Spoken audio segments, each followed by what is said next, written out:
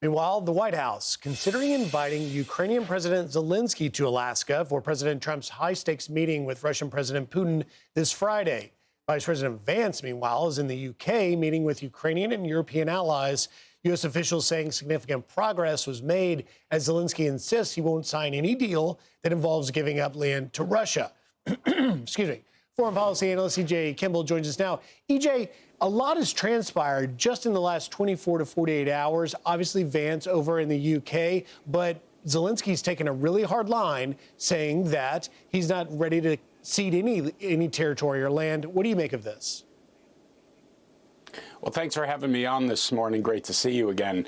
Look, President Zelensky is negotiating, just like Vladimir Putin is negotiating, calling that any deal he'll want Eastern Ukraine and guarantees that Ukraine won't be part of NATO. You know, this is the public negotiating period. What's very interesting for me, the way that I'm looking at this, is the dynamics have changed. Not a lot of people are talking about it, but President Trump has done something very significant, and that is that Europe is now paying for the weapons that are going to Ukraine. This has taken it as an issue off the table in the United States about sending additional weapons there. This is leverage that President Trump has now. It's something he did not have when he came into office.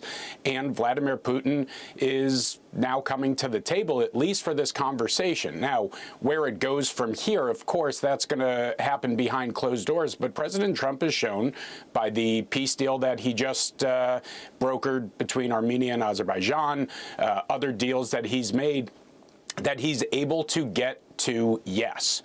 And it's going to be very difficult, but he is moving in that direction.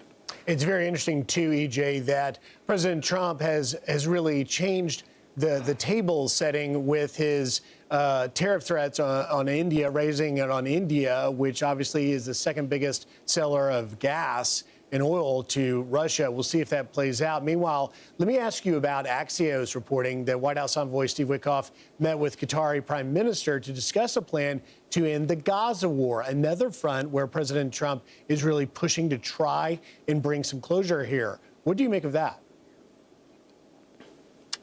Well, look, first of all, the Qataris are housing Hamas. They've been housing Hamas all along. The negotiations that are going on, look, it's not like, you got the Stewarts and the Webbs negotiating over a farm here. This is very high stakes, and you've got on one side a genocidal jihadist organization that is holding hostages, starving them deliberately. And on the other side, you have a democracy in Israel that's trying to just secure its citizens. It would be great for a deal that ends this war, that returns all of the hostages, and that Hamas leaves Gaza and the people of Gaza can actually have a future where they can build something productive.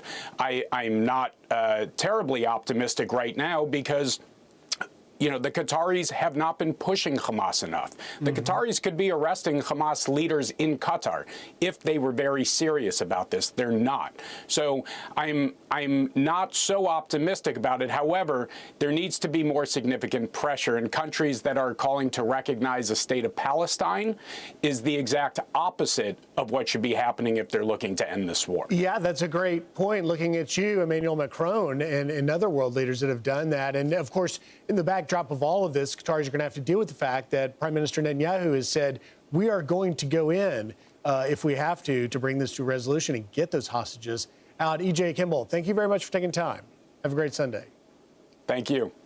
I'm Steve Doocy. I'm Brian Kilmeade. And I'm Ainsley Earhart. And click here to subscribe to the Fox News YouTube page to catch our hottest interviews and most compelling analysis.